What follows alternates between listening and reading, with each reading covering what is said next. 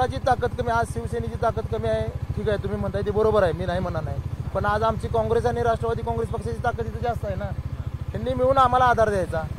जिथं काही अनेक ठिकाणी औरंगाबाद असेल किंवा अनेक महाराष्ट्रामध्ये नाशिक असेल, तिथं शिवसेना पक्षाची जास्त ताकद आहे, पण उमेदवार तिथं काँग्रेस राष्ट्रवादीचे आहेत. तिथं सर्वजण मिळून काँग्रेस आधार दिला असं वाटतं का? हां, काँग्रेस आधार दिला असं वाटतं का? नक्की काँग्रेस आधार देणार, महाविकास आघाडीबरोबर राहणार. आणि तुम्हाला मी महत्त्वाची गोष्ट सांगतो, 2014 साली भाजपच्या बाबतीत हीच परिस्थिती होती. आदरणीय काका ज्यावेळेस पहिल्यांदा भाजप पक्षाकडून उभा राहिले होते इथं लोकसभेच्या मैदानात, त्यावेळी एकही नगरसेवक, एकही पंचायत समिती सदस्य भाजपचा इथं नव्हता अस्तित्वात. आणि एकमेव काका फक्त लोकसभेचे उमेदवार त्यावेळेस होते. आणि त्यावेळेस जिल्ह्यामध्ये जवळजवळ 4 ते 5 कॅबिनेट मंत्रीपदं आमच्या जिल्ह्यामध्ये होती महाविकास आघाडीची.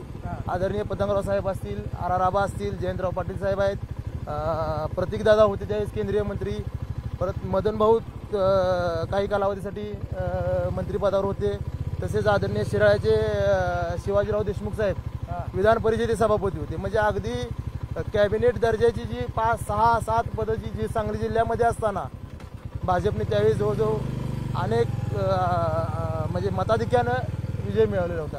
त्यामुळे असं काही नाही की तिथं त्यावेळेस भाजपला शिवसेनेनं मदत केली, त्यावेळेस ताकद दिली भाजपला, तसेच ह्यावेळेस आमच्या शिवसेना पक्षाला काँग्रेस आणि राष्ट्रवादी काँग्रेस पक्ष हात देणार.